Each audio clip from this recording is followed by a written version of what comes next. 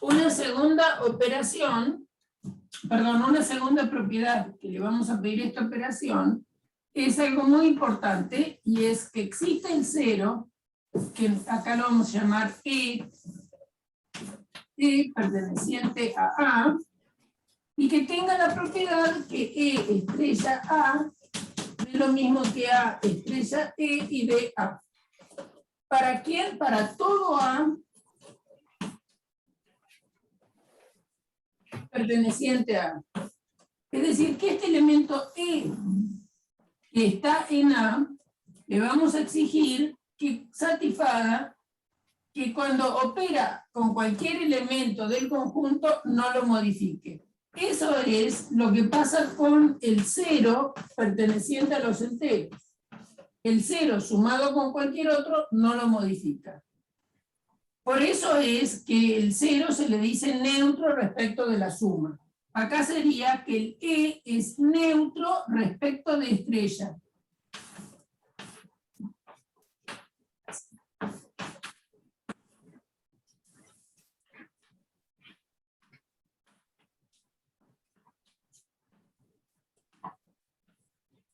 Tiene que haber un elemento en el conjunto donde tengo definida la operación estrella y que lee cuando opera del lado izquierdo o del lado derecho de un elemento A cualquiera, no lo modifique. Eso en los enteros lo cumple el cero en la suma. El cero es neutro para la suma. Después una propiedad 3. No digo ver la televisión. Que le vamos a pedir. No la Pepa. Sí, yo quiero ver. Y Yo es no la quiero ver. que para todo A en A exista un elemento, supongamos a tilde también en A, y A estrella a tilde de lo mismo que a tilde estrella A y de E. ¿Qué es este a tilde? Bueno, ¿cómo lo vamos a llamar? Inverso de A respecto de estrella. A tilde es el inverso de A respecto de la operación. Siempre son respecto de la operación. ¿Por qué digo eso? Porque fíjense que los enteros tienen dos operaciones que todos conocemos, ¿no? En los enteros podemos pensar en la suma, el neutro es el cero, y todo elemento adentro de los enteros tiene opuesto, ¿no? Es decir, si ustedes toman el 4, tienen el menos 4, y que sumado los dos me da 0. En general, si toman un m, va a existir su opuesto, que anotamos directamente como menos m, y m más menos m nos da 0. Ahora, si ustedes piensan en los enteros con la multiplicación, el neutro es el 1. El neutro es el 1, porque todo número multiplicado por 1 nos da m, ¿no es cierto? Pero dentro de los enteros no tenemos un número que multiplicado, dado uno cualquiera, m en z, si m llega a ser distinto de 1 menos 1, no hay ninguno que multiplicado por él me dé 1. Los únicos que tienen inverso multiplicativo son el 1 y el menos 1. Ningún otro tiene inverso. Entonces es importante, cuando uno dice inverso, destacar respecto de qué operación. En el caso de los enteros, uno está habituado a llamar opuestos, simplemente por la representación gráfica que estamos usando permanentemente.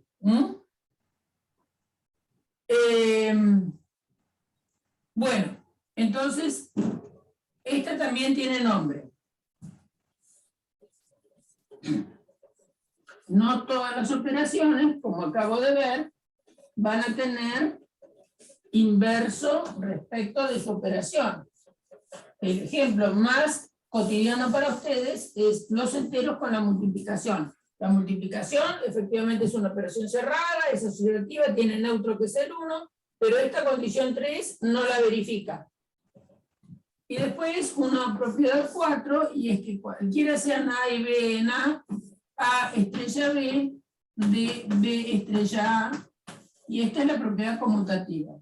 Algunas operaciones la van a verificar, repito, otras no la van a verificar. Bien. Ahora, ¿qué vimos el otro día? Que si algo, un conjunto A, que verificaba el cerramiento, es decir, que A estrella B sigue estando en A para cualquier A y B de A, que fuera asociativa, que tuviera neutro, que todo elemento tuviera inverso, se iba a llamar grupo. Es decir, si verifica cerrada 1, 2, 3, es un grupo. Si además verifica 4, es un grupo conmutativo. Ejemplo, los enteros con la suma son un grupo conmutativo. Ahora, ¿qué propiedades tiene en Z la multiplicación? La multiplicación en Z tiene nada más que las propiedades de ser cerrada, asociativa, existencia del neutro y conmutativa. No verifica la condición 3. Ahora, adentro de Z, podemos considerar a la vez las dos operaciones. Si consideramos en Z las dos operaciones, aparece una nueva estructura. Se llama estructura a un par ordenado de un conjunto con una operación, que es la posibilidad más chica de estructura, para nosotros, las que vemos nosotros, sería un grupo. ¿Está bien? Hay otras, por ejemplo, que se llama semigrupo, etc. Bueno, pero no nos vamos a marear en eso.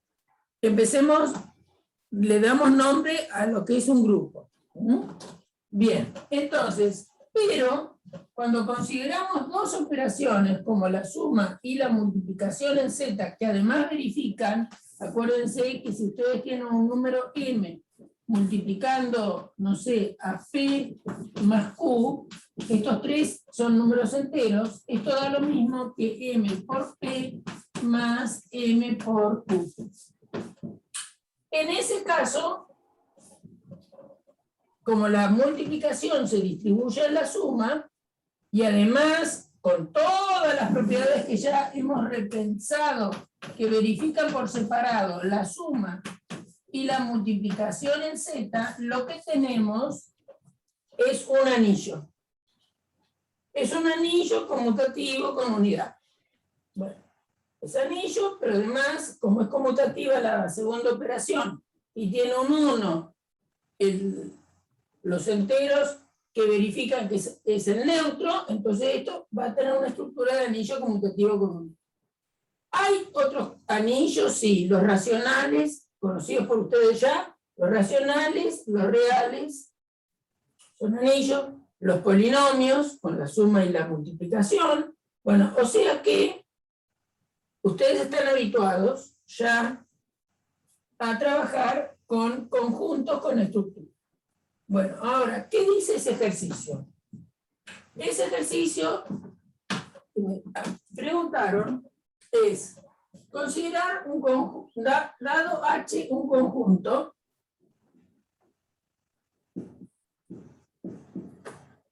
H es un conjunto.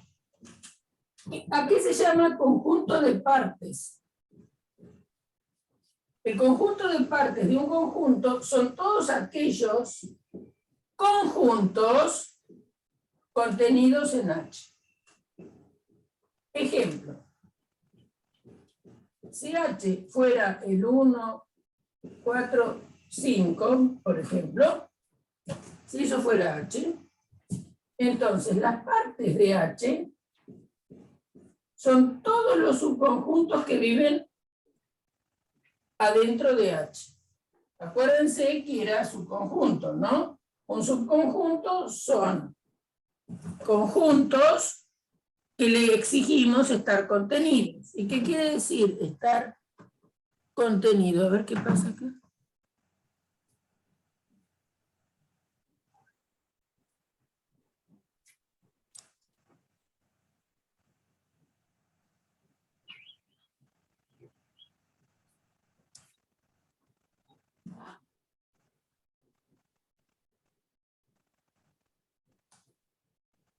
No entendí lo que dice Gómez. Gómez, no te entiendo. 1.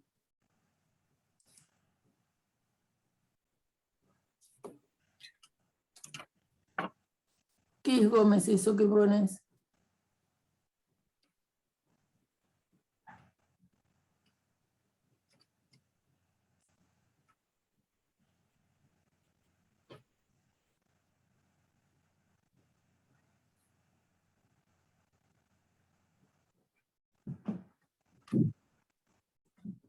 ¿Qué cosa? ¿Qué cosa se tendría que expresar así?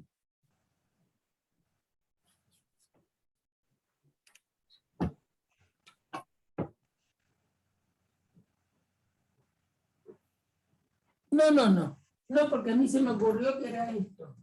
Son 3 elementos que tiene H.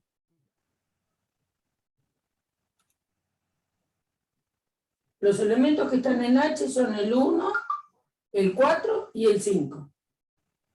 No tienen ninguna relación entre ellos. Entonces son exactamente el 1, el 4 y el 5. Entonces ahora vamos a buscar quiénes son los subconjuntos de H.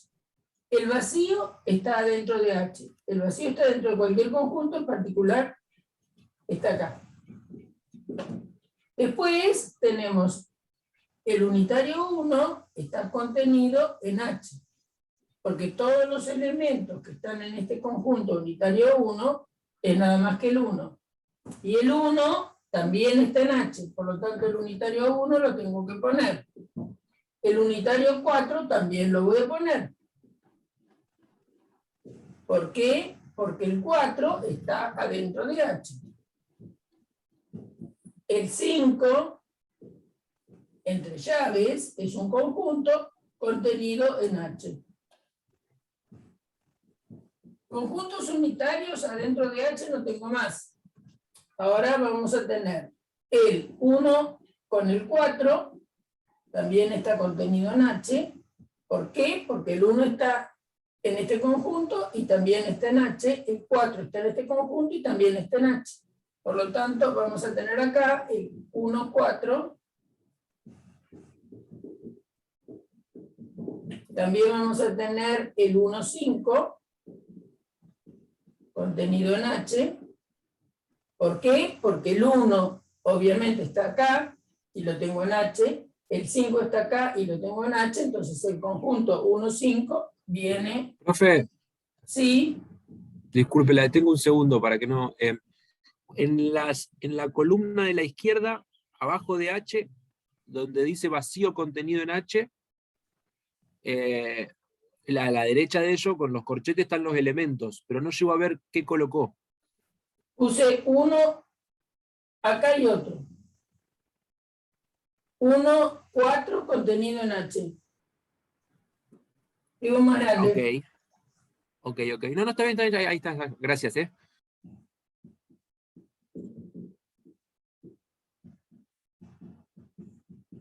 ¿Por qué es esto? Bueno, porque el 1 obviamente que está en este conjuntito.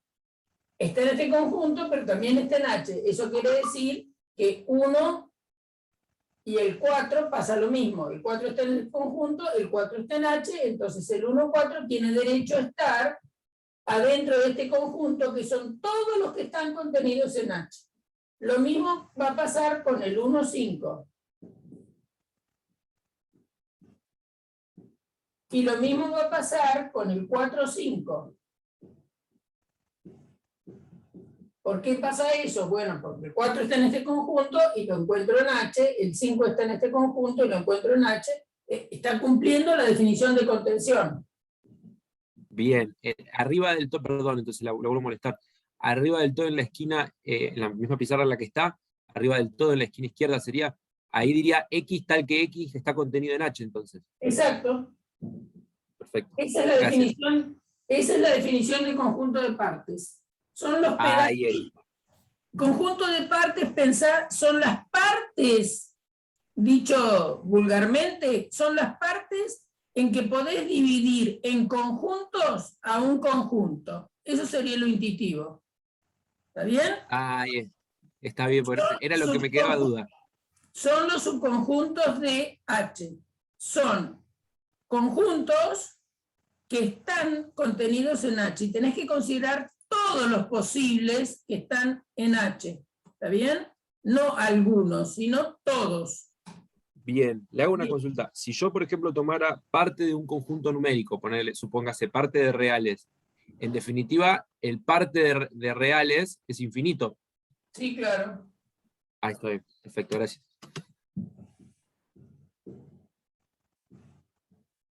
En general, pasa lo siguiente. Miren lo que pasa acá.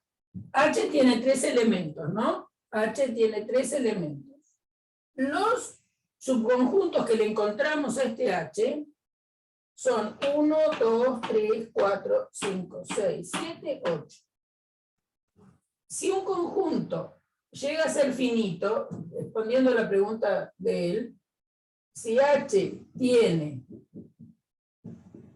n elementos,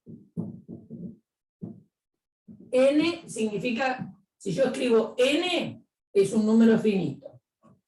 N elementos, partes de H, tiene 2 a la n elementos.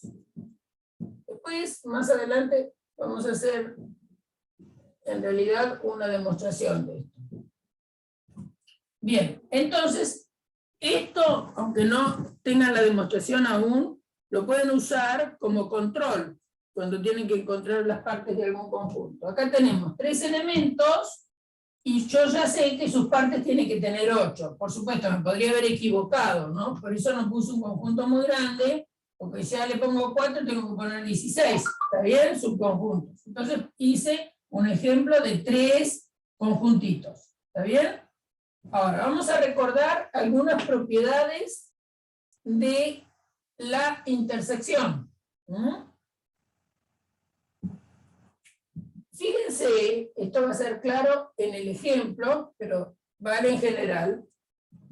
¿Qué pasa si ustedes hacen el vacío, intersección cualquiera de los conjuntos que están en H? ¿Qué pasa si hacen el vacío, por ejemplo, intersección con el 1, 4? ¿Qué les da por resultado?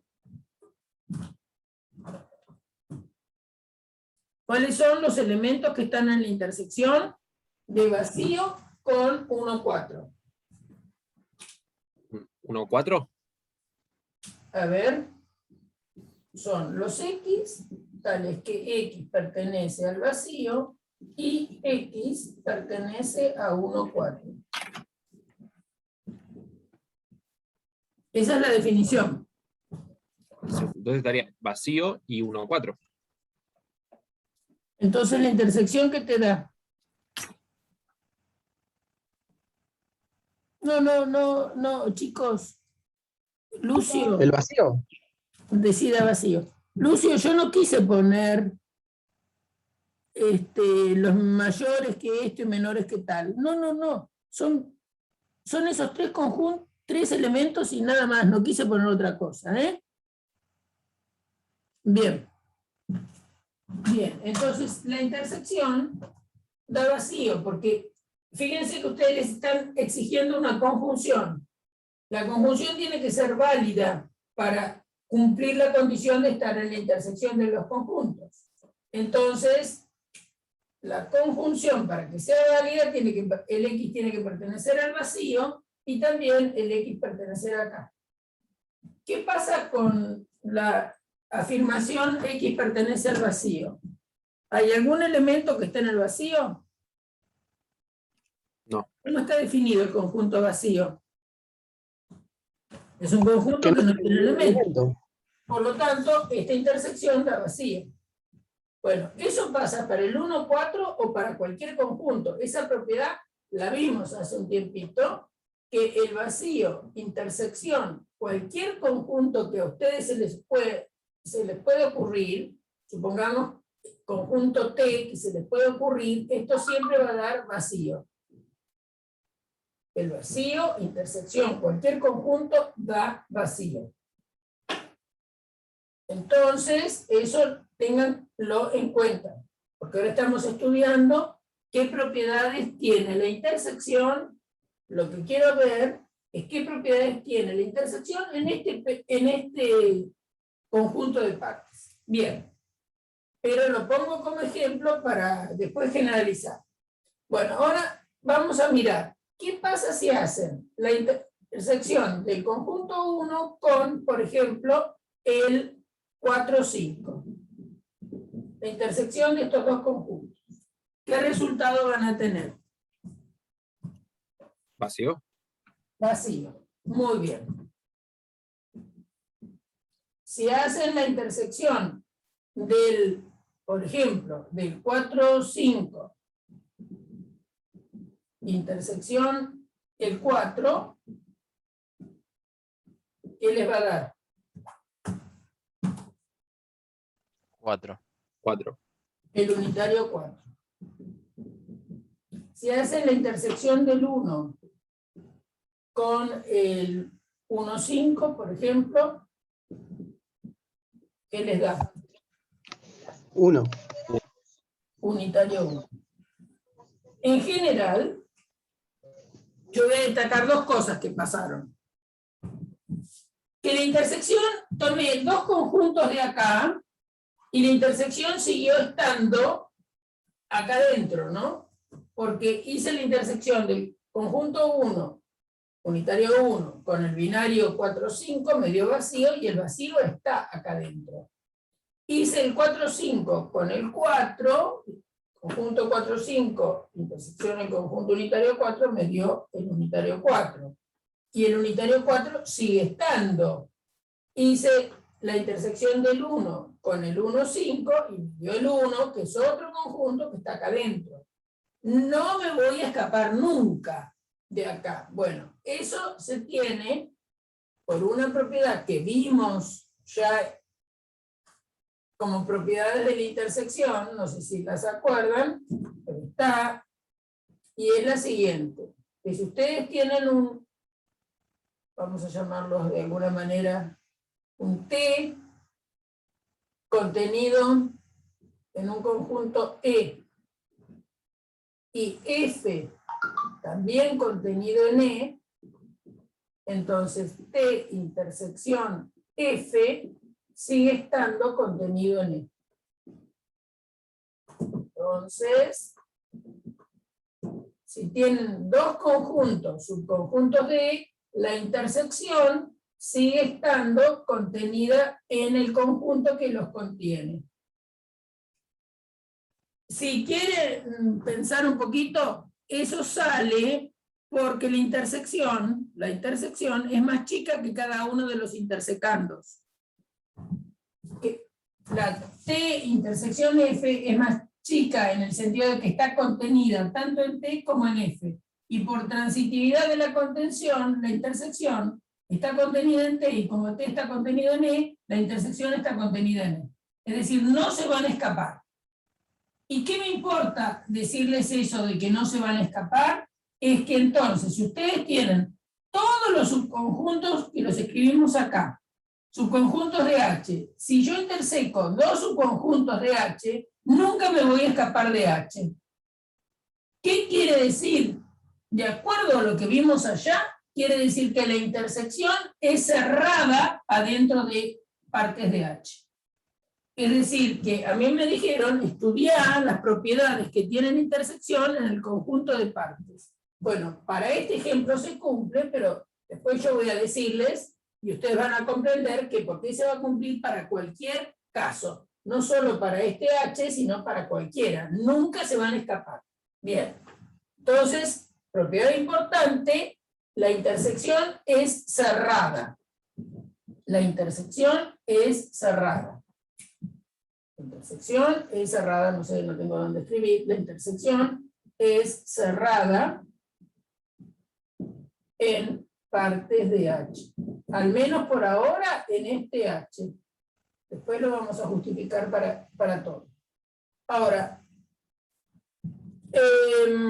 ¿qué nos pasó? Cuando hicimos la intersección de cualquier conjunto de estos con el vacío, nos dio vacío. Esa es una propiedad importante. Otra propiedad importante que tiene es que si ustedes toman el conjunto unitario 1 y lo intersecan con H, me van a decir ustedes qué les da, toman el 4, 5 y lo intersecan con H, ahora me van a responder, por ejemplo el 5 lo intersecan con H, y el H y lo intersecan con H, por ejemplo, a ver qué les va a dar.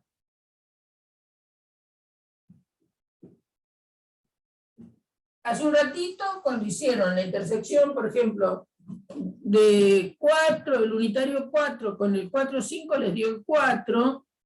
Cuando hicieron la intersección del, creo que era del, bueno, la del 5 con el 1, 5 les dio el 5, me parece que esos eran ejemplos. Y ahora quiero que me digan qué da la intersección que planteé en estos casos. No hice todas, pero hice algunas. 1. Acá está el 1. En el otro, 4, 5. No, ¿qué dice ahí? 1, 1, 5. no, bueno, 4, 5, sí, es un 4. Ah, ok. El siguiente, 5, interior 5. y en este, Todos, o sea, todos los elementos. H. Claro. ¿Está bien?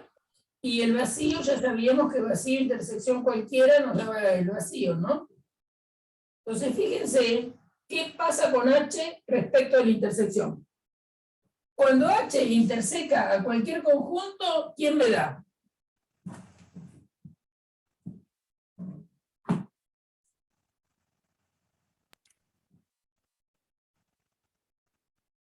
Un subconjunto. Es un conjunto. El subconjunto al que interseca. Exactamente. Es decir que H, con respecto a la intersección, es neutra, ¿no? Porque no le hace nada al conjunto 1, si lo piensan así. Hacen el 1, intersección H, y les devuelve el 1. Hacen el 4, 5, intersección H, les devuelve el 4, 5. Hacen el 5, intersección H, les devuelve el 5. Hacen el H, intersección H, les da el H. Hacen vacío, intersección H, y les da vacío. ¿Está bien? Bueno, esa propiedad se debe a algo que ya vimos en conjuntos, y que es a que si un conjunto está contenido en otro, ¿no? Si M está contenido en F, digamos, entonces, esto lo probamos, M intersección F da M. Es decir, que si un conjunto es un conjunto de otro, la intersección da el más chiquito. Porque acuérdense que era la intersección, son los que están en M y en F. Y como M está contenido en F, entonces ya tenemos que la intersección nos va a tener que dar M. Eso ya está probado cuando vimos conjuntos. Bueno, eso es importante, y lo importante acá es pensarlo en términos de operación. Entonces, ¿se acuerdan cuando algo era neutro? Algo era neutro cuando yo operaba con él, este elemento le llamábamos neutro, si hacíamos la operación y me devolvía el elemento. Bueno, entonces la intersección con adentro de las partes, tiene esa propiedad, el H, que es el conjunto grande que vive adentro de las partes, porque todos son, la definición es que todos están adentro de H. Entonces, cuando yo, o ustedes, o cualquier persona que se le ocurra hacer esto, haga la intersección de H con su subconjunto, siempre va a dar el subconjunto. Es decir, que el H es el neutro para la intersección. Entonces vamos a ir poniendo qué propiedades tiene la parte de este H, por ahora, con la intersección. Bueno, es cerrada. La operación intersección es cerrada. Tiene neutro.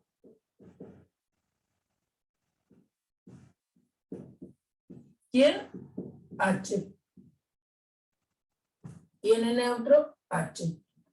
Es asociativa. Eso lo hemos probado ya en conjuntos, hemos probado, justamente se pidió que demostráramos eso, ¿no? En alguno de los ejercicios se probó que demostráramos eso. Hemos demostrado que da ahí con las letras A, B, C, que A intersección B, intersección C, da lo mismo que A intersección B, intersección C. Esto vale siempre.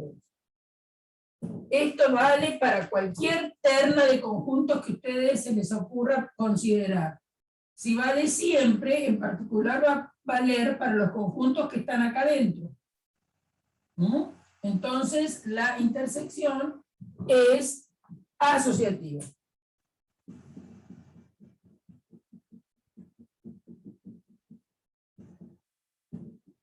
También hemos destacado que para cualquier par de conjuntos, A intersección B da lo mismo que B intersección A.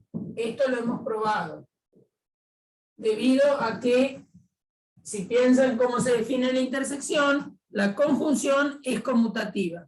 Entonces, por ello es que valía esta igualdad. Y también valía esta igualdad por la asociatividad que tienen P y Q y después R es lógicamente equivalente con P y Q y R. Entonces, estas propiedades ya las demostramos. Es asociativa, también es conmutativa.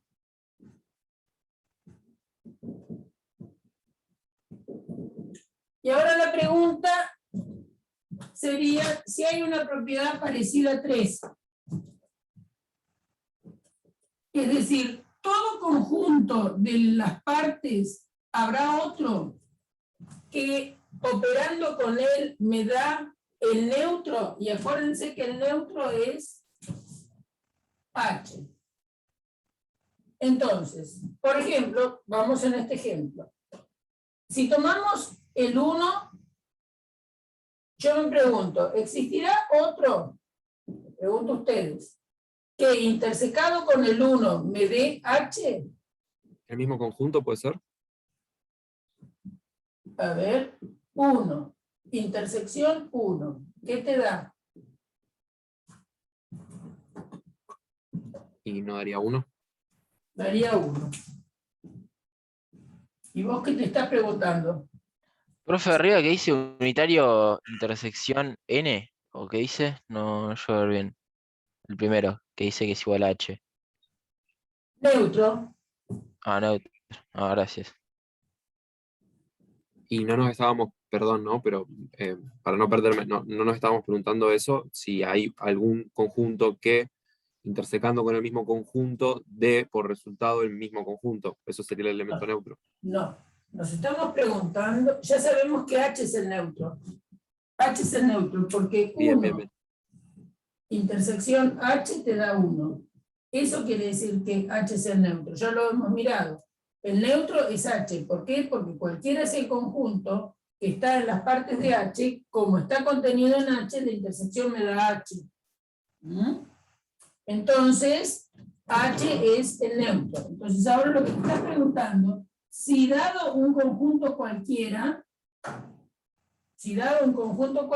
tiene inverso o opuesto, como le quieras llamar, ¿qué es esta propiedad 3? La propiedad 3 te exige que dado un conjunto, porque allá estamos, si hay algún otro que operando con él, y operar acá es hacer la intersección, me da el neutro, y el neutro es H. Entonces yo les pregunto a ustedes, ¿hay algún conjunto que intersecado con el unitario 1 les dé H? No existe, ¿no? ¿Cómo? ¿No existe? No, no existe. Claro que no. Porque la intersección siempre da más chica que cosa que vos metas acá, cualquier cosa que se te ocurra poner acá, ¿está bien? La intersección de 1, intersección cualquier conjunto, va a ser más chica que el 1. Eso ya lo hemos probado. Entonces, fíjense que H es el 1, 4, 5. O sea que no hay nada que intersecado con el 1 me pueda dar H. La intersección achica, no agranda. ¿Está bien? Entonces, como el neutro es el 1, 4, 5, vos todavía le tendrías que agregar cosas al 1 para que te dé H, ¿no es cierto? Pero vos estás haciendo intersección, y la intersección es más chiquita que cada intersecando. O sea que el 1 no tiene inverso respecto de la intersección. Si el 1 no tiene, ya soné, porque esta propiedad 3 se dice que para todo A tiene que existir alguien, ¿no? Bueno, solo el único que tiene inverso es el H. Porque es cierto que H intersección H me da H. Es el único caso. Pero todos los demás, fíjense, el vacío, intersección, ¿qué le pondrían acá para que les diera H? Es imposible, porque vacío, intersección, cualquiera les va a dar vacío. O sea que las partes de H con la operación de intersección tiene estas propiedades y nada más. Ningún elemento tiene inverso. ¿Saben cuándo? Pero es una trivialidad que no vale la pena, no se estudia. Si ustedes pensaran H igual vacío. H igual vacío, las partes del vacío es nada más que el conjunto vacío. Y acá, si ustedes piensan en partes del vacío con la operación de intersección, se los dejo para pensar. Y tiene todas las propiedades que ustedes quieran. Claro, ahí también se cumpliría, sería otra excepción. Sería una excepción. Sería una excepción. Pero como, ¿saben por qué no se estudia este conjunto? Porque la estructura que tiene, uno dice que es una álgebra trivial, es decir, cumple cualquier cosa, porque no tiene gracia, digamos. Cumple todo lo que uno quiera. Bien, entonces, normalmente estamos pensando en H, distinto del vacío, y ver qué propiedades tiene. La única que cumpliría ser la intersección un grupo es si H es vacío. Entonces, para H distinto de vacío, si a mí me dicen, bueno, ahora saco el ejemplo. Sacar el ejemplo, yo puse el ejemplo para orientarlos, pero en realidad no va a modificarse sacar el ejemplo o no, porque nosotros, ¿qué propiedades vamos a estudiar? Bueno, vamos a estudiar si la operación es cerrada aquí. Y bueno, ya hemos destacado nosotros las siguientes situaciones. Que si tomamos un X que pertenezca a partes de de H, quiere decir que X está contenido en H. Si tomo un Y que pertenezca a partes de H, eso significa que Y está contenido en H. Y por lo que hemos comentado hace un ratito, la intersección siempre se va a quedar adentro de H, porque la intersección es más chica en cuanto a contención que X y que Y. X intersección Y, ya lo hemos probado, está contenido en X. ¿Quién sabe? Lo probamos con letras A y B. Pero si X intersección Y está contenido en X y X está contenido en H, entonces X intersección Y está contenida en H. ¿Para qué miré eso? Bueno, para ver si la intersección en partes de H era cerrada, y efectivamente es cerrada. ¿Es asociativa? Sí, porque para cualquier terna de conjuntos esto ya lo probamos. Por lo tanto va a ser asociativa para los subconjuntos que están contenidos en H. ¿Es conmutativa? Sí, claro, porque lo probamos para cualquier par de conjuntos. En particular, para los que estén contenidos en H va a conmutar. Después, ¿tiene neutro? Sí, el H, porque si X está contenido en H, si hacemos X intersección H, esto da X. Para cualquier X contenido en H. Siempre da el más chico. La intersección siempre da el más chico. La intersección está contenida en X y entonces es fácil demostrar que eso más que X no puede ser. Lo hemos demostrado por otra parte. Bueno, entonces tiene neutro. Neutro es H. Entonces las propiedades de adentro del conjunto de partes, la operación de intersección tiene estas propiedades. ¿Se entiende? Es muy abstracto, pero ¿se entiende o no?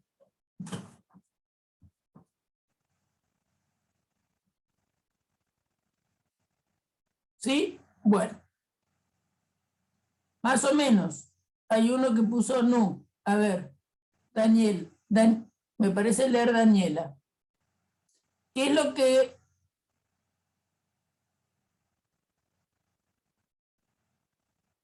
¿qué es lo que no entendiste, Daniela? A ver.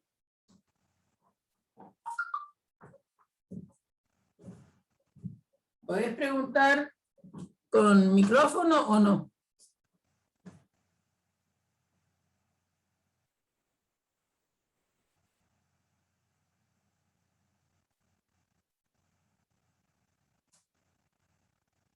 Sí, claro. Seguramente que solo no se hubieran dado cuenta. Porque es un paso muy grande, el que están dando. Están hablando en abstracto, ¿no? Entonces, no es fácil de entender. Por eso es que yo empecé con un ejemplito y viendo cuáles son, y intentando que comprendan qué es lo que estaba pasando en ese ejemplo, y después volver a pensar ¿para qué habíamos dado las propiedades adentro de los conjuntos? En las clases anteriores estuvimos trabajando con propiedades de las operaciones de conjuntos. ¿Para qué trabajamos con eso? Bueno, porque ahora lo teníamos que aplicar. Entonces, si lo teníamos, por eso se hizo. Bien. Entonces, ¿qué pasa ahora? Ahora vamos a hacer algo todavía un poquito peor. En el sentido siguiente. Vamos a seguir abstrayendo, haciendo cosas todavía un poquito más complicadas. Pero no, ustedes se asustan, pero no tienen que asustarse. Bueno, entonces vamos a volver al ejemplo.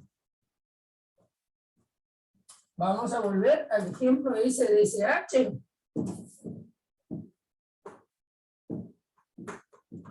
Y su conjunto de partes.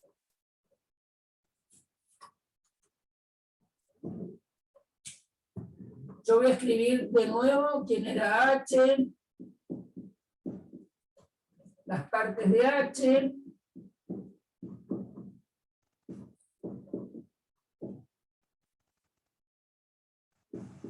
ya habíamos justificado cuál era el conjunto de partes de H.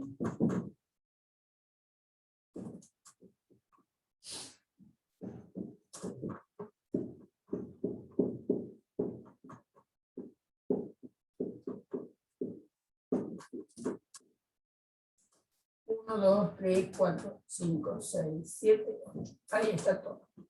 Bueno, ahora, adentro de este conjunto, vamos a considerar más operaciones. Vamos a considerar, así como en los enteros se nos ocurrió, no a nosotros, sino a la humanidad, considerar conjuntamente la suma y la multiplicación, vamos a considerar adentro de este conjunto partes de este H, la intersección, la unión. Ya de la intersección hemos estudiado bastante. Hemos visto, ¿no es cierto?, que la intersección es cerrada, tiene elemento neutro que es el H, y que es asociativa, es conmutativa. Eso es lo que dijimos de la intersección. Y que intersecábamos con el vacío nos daba vacío. Bien, ahora vamos a pensar en la unión. Ya el otro día trabajamos un poco con la unión en un ejemplo, pero vamos a recordar, porque ahora lo necesito. ¿Qué pasa si hacen el vacío, unión, por ejemplo, el 1, 4? Si hacen el vacío, unión, el 5. Si hacen el vacío, unión, el vacío. Si hacen el vacío, unión, H. A ver, ¿qué les da acá?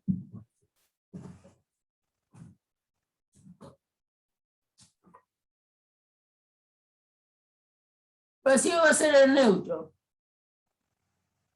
Dice alguno ya, viendo dónde apuntamos.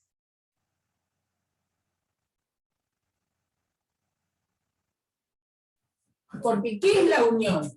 Recordemos que es la unión.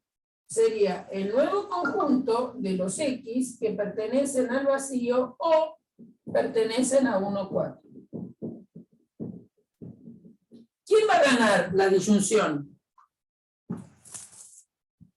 ¿Quién va a ganar la disyunción? ¿Qué les parece? Porque la disyunción resulta que es verdadera cuando alguno de los dos sea verdadera, alguno de los dos disyuntos, ¿no?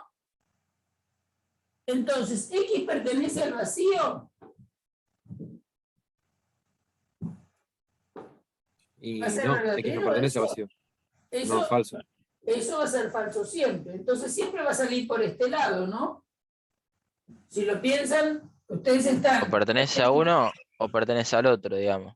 Porque Claro, no. ¿pertenece a este o pertenece a este? Entonces, ¿a quién va a pertenecer? Este no puede ser. Entonces va a salir que pertenece al 1, 4. Entonces la unión va a ser todo el conjunto 1, 4 acá.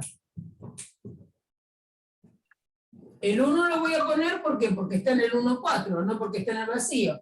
El vacío, cuando lo una con el 5, ¿quién me va a dar? ¿Unitario 5? El unitario 5, sería la misma definición, ¿no? Porque la unión, acuérdense que son los X que están en el primer conjunto o están en el segundo. Entonces, la única verdad que puedo obtener con esta disyunción es que X pertenezca al 5. Porque X pertenece al vacío, y acá, ¿qué pasa? Me queda X está en el vacío o X está en el vacío. Entonces, ustedes se tienen que acordar que el vacío está contenido en cualquier conjunto. ¿Se acuerdan? Eso, primera cosa de la contención. El vacío estaba contenido en cualquiera. En cualquier A para todo A. Por lo tanto, eso les va a permitir demostrar que el vacío está contenido en este conjunto y después que este conjunto está contenido en el vacío. Por lo tanto, esto es vacío. Y vacío unión H va a dar H. Yo tomé unos ejemplos, pero esto se repite para cualquier conjunto, subconjunto que escriba acá adentro. ¿No? Es decir, dado un E cualquiera que pertenezca a estas partes de H, cualquiera fuera, si ustedes hacen vacío, unión E, vacío, unión E, van a ser los X que están en el vacío o que están en E. Y esto anda mal, ¿no?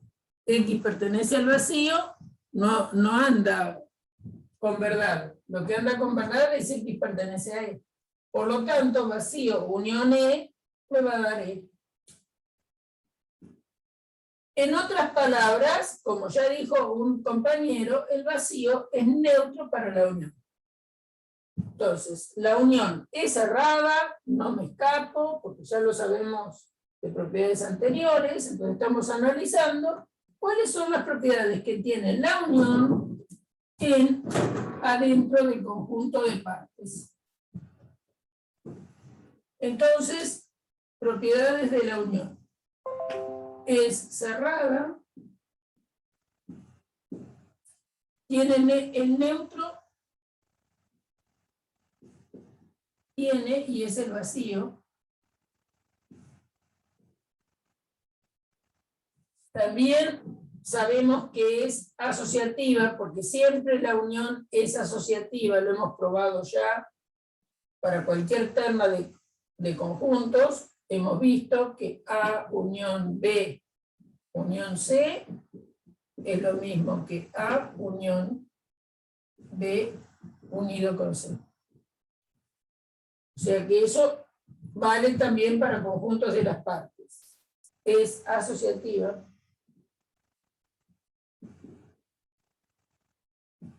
También saben que A unión B es lo mismo que B unión A por la conmutatividad que tiene, equivalencia que hay entre P o Q con Q o P. Ay, estoy escribiendo. Bueno, entonces es también conmutativo.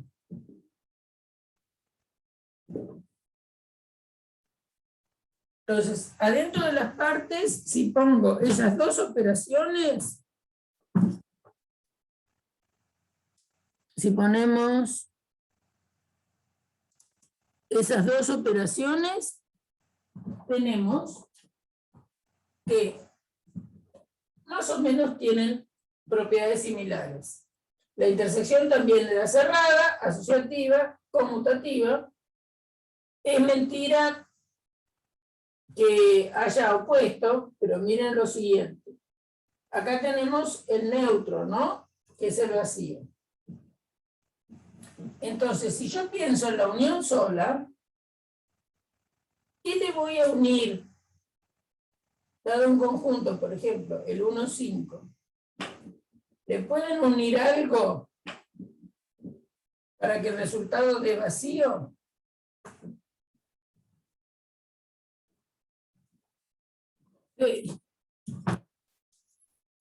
Me apareció una cosa. No, Dios me libre. siempre nos va a dar el conjunto. Espera un poquito. Se me metió una propaganda.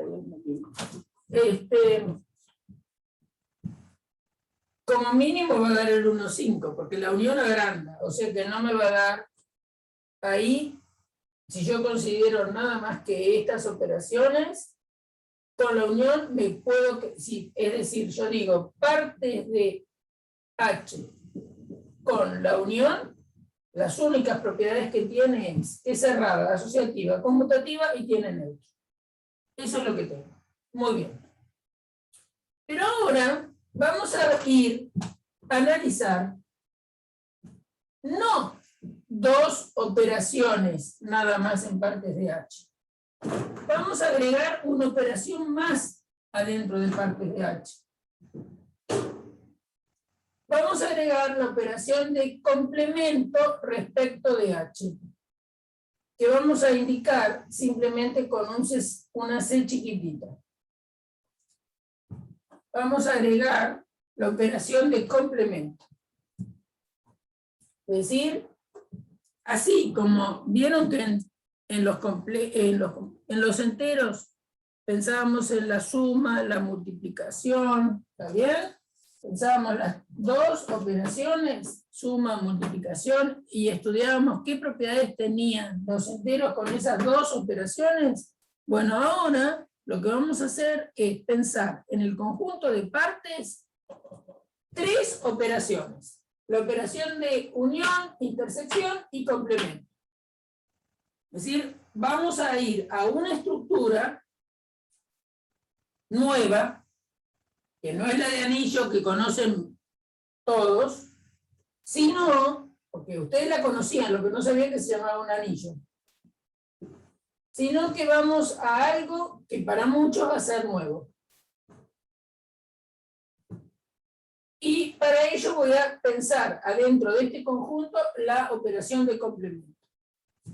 ¿Se acuerdan lo que era el complemento, no? El complemento respecto de H de un conjunto T, lo voy a escribir en general, es el conjunto de los X que viven en H y no viven en T. Es decir, son los que están en H y no están en T. Entonces, por ejemplo, quiero que me digan cuál es el complemento respecto de H del unitario 1. ¿Cuáles son los elementos que están en H y no están en el 1? Vamos a hacer un dibujito. Acá tenemos el 1, el 4 y el 5. Este es el conjunto H que hemos propuesto. Entonces, ¿cuáles son los elementos que están en H pero no están en el 1? ¿Qué les da?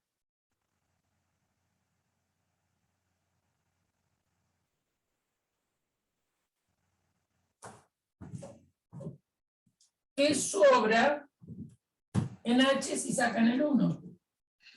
Díganlo 5. así. ¿Eh?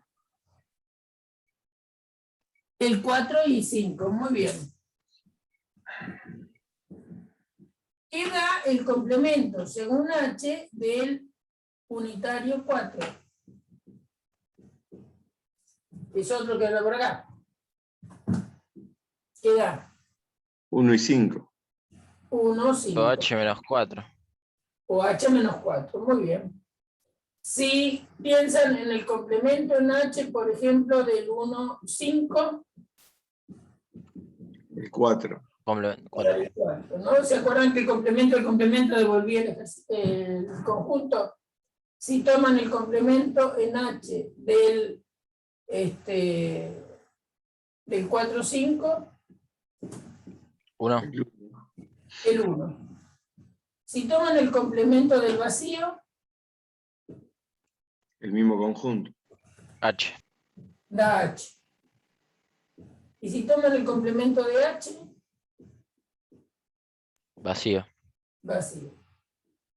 Bueno, los complementos siguen estando acá adentro. Los complementos siguen estando ahí adentro. Los complementos también es una operación cerrada. Lo único que el complemento afecta no a los conjuntos en general, sino afecta a uno solo. Entonces, vamos a considerar las partes de H con la operación de unión, intersección, complemento. Bueno, una pena que borré, pero ustedes... A ver, ¿qué pasa si hacen 1 intersección 4, 5, que era su complemento, ¿no? Esto era el 1, intersección, el complemento del 1. ¿Qué pasa si hacen la intersección?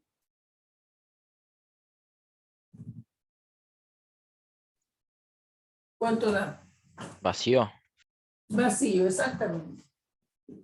Si toman, por ejemplo, el 1, 4, intersección, el complemento de 1, 4.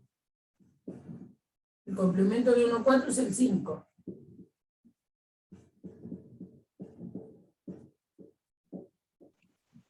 También vacío.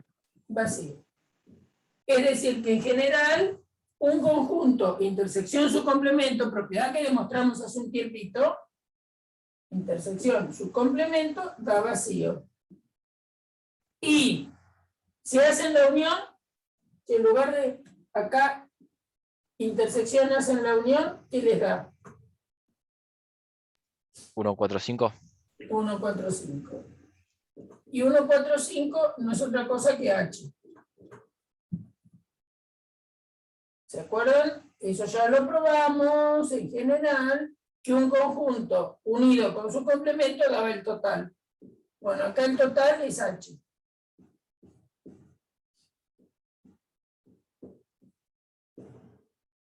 El total, el más grandote de todos, que está acá adentro, es H. Entonces, vamos a considerar las partes de H, con la operación de unión, la operación de intersección, la operación de complemento, que le escribo así porque es más cómodo, el vacío y H. Esto es una, fíjense que hay 1, 2, 3, 4, 5, 6. Es una 6 upla, lo que estamos considerando. Donde hay dos operaciones, que son la unión, intersección, que son operaciones que afectan en general a dos conjuntos, ¿no es cierto? Uno hace A, Profe. unión B. Espera un poquito. Hace A, intersección B. En general, la unión está definida para dos conjuntos. La intersección también. El complemento, que sería tomar el complemento respecto de H, afecta a un único conjunto. Entonces se dice que estas dos operaciones son binarias, cada una de ellas. La complementación es unaria. ¿Por qué unaria? Porque afecta a un único conjunto. Y después se agregan el vacío y H como constantes porque son importantes. El vacío es el neutro para la unión. Por ahora voy a escribir eso, y que el H es el neutro para la intersección. Destacamos, entonces, estos dos elementos tan importantes adentro de la estructura que ahora vamos a ver qué propiedades tienen. Sí, ¿qué? ¿Cómo se le llama a todo eso que vos ponés partes de H, intersección, unión, complemento? Ahora vamos a ver qué le vamos a poner. Ok. Bien, entonces, partes de H, con todas las propiedades que tiene la unión, intersección, complemento, vacío y H, entonces todo esto se va a llamar álgebra de Boole.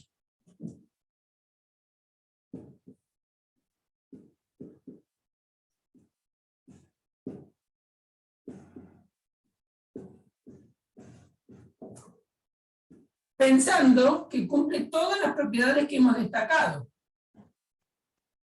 Pensando que cumple todas las propiedades que hemos destacado de la unión, la intersección, el complemento. Por ahora lo miramos en este conjunto. Ahora, ahora yo voy a escribir qué es todo lo que cumple, para que no quede por el aire. Pero eso se puede hacer con este H finito, o con cualquier H que a ustedes se les ocurra. También pueden trabajar en las partes de H con la unión, la intersección, complemento, vacío y el H. Lo que pasa es que normalmente se trabaja con H's finitos. ¿Bien? Y vamos a tener la estructura de álgebra de Boole en esa situación. Ahora, primera pregunta que nos podríamos llegar a hacer, o alguno me la podría hacer. ¿Es la única álgebra de Boole que existe por el camino? ¿O en el mundo? No, no es la única álgebra de Boole. Esto es un ejemplo, y es uno de los que motivó a Boole. Es una persona. Es los que motivaron las propiedades de la unión, la intersección, el complemento, a sistematizar esta idea que de las operaciones de conjuntos. Las operaciones que verifican los conjuntos son muy parecidas, porque en realidad los conjuntos y sus operaciones se definen a partir de las operaciones lógicas, que verifican las lógicas, pero hay que hacer una modificación para que eso sea un álgebra, pero entonces, entre él y De Morgan, fueron en realidad, uno se ayudaba al otro, De Morgan lo ayudaba a Boole, de alguna forma, los que sistematizaron el concepto de álgebra de Boole. Hay otras álgebras de Boole. Bueno, ustedes que estudian informática van a ver un ejemplo de álgebra de Boole que justamente es muy importante, digamos, por eso es que en algún libro puede ser que encuentren, así como Turing también se lo considera, pueden que encuentren como que Boole también es uno de los no fundadores, porque no había computadora en ese momento, pero uno de los que influyó más en el desarrollo de la informática. Otra cosa que se comporta como, de alguna forma, o tiene aplicaciones allí, el álgebra de Boole, es en los circuitos eléctricos. Es decir, el comportamiento, ahora después vamos a ver qué es lo que esto verifica. Escrito abstractamente, quiénes son álgebras de Boole para nosotros o para los que hablamos de álgebras de Boole. Sistematizar las operaciones que tienen en un conjunto de partes, la unión, la intersección, el complemento, el vacío y el H. Entonces, si nosotros desplegamos en propiedades que estos verifican, bueno, y a eso le ponemos un nombre, ese nombre que le vamos a poner es álgebra de Boole. Así como acá en este pizarrón, yo lo que hice fue desplegar todas las propiedades que tenía los enteros con la suma, y a esto dije, bueno, una cosa que se comporte de esta manera, ¿se le va a llamar grupo? ¿Grupo conmutativo? Bueno, a un conjunto que tenga dentro 3 propiedades, 2 binarias, una unaria, un elemento que se comporte como el vacío y otro que se comporte como el H, entonces a eso es lo que voy a llamar álgebra de Boole. Bien, ¿qué hora tenemos? Bien. Entonces, vamos a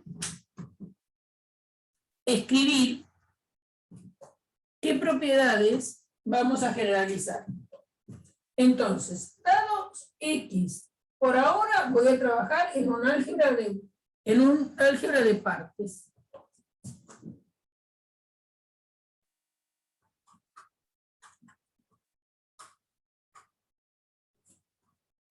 Entonces, vamos a escribir qué propiedades tiene la unión, la intersección,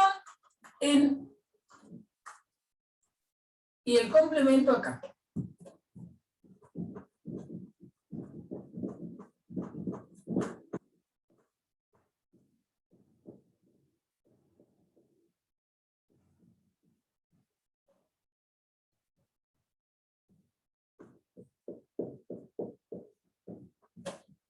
Entonces, propiedad, que voy a usar poco pizarrón, intersección, complemento, son cerradas.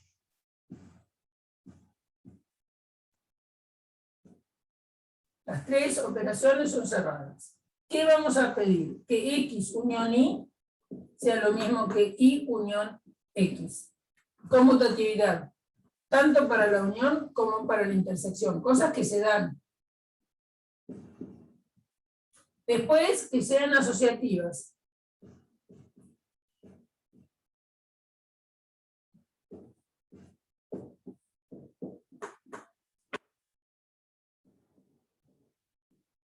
Acá yo estoy hablando de conjuntos que pertenecen a partes de H. X, Y, Z pertenecen a partes de H. Vamos trabajando en este conjunto, el conjunto de las partes. en el conjunto de las partes se verifica la conmutatividad de la unión, la conmutatividad de la intersección, la asociatividad de la unión, la asociatividad de la intersección.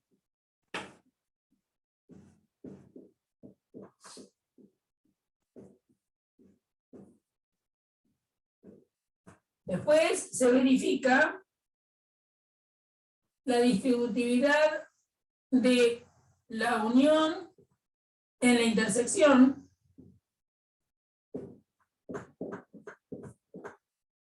Algunos lo piden, bueno, ahora no digo nada.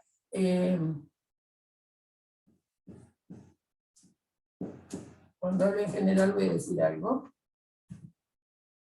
Y también la intersección se distribuye en la unión.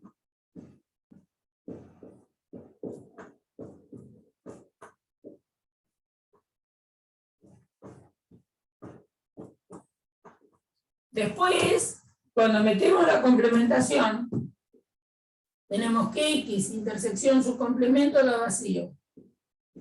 Tenemos que X, unión, su complemento da H. Que X,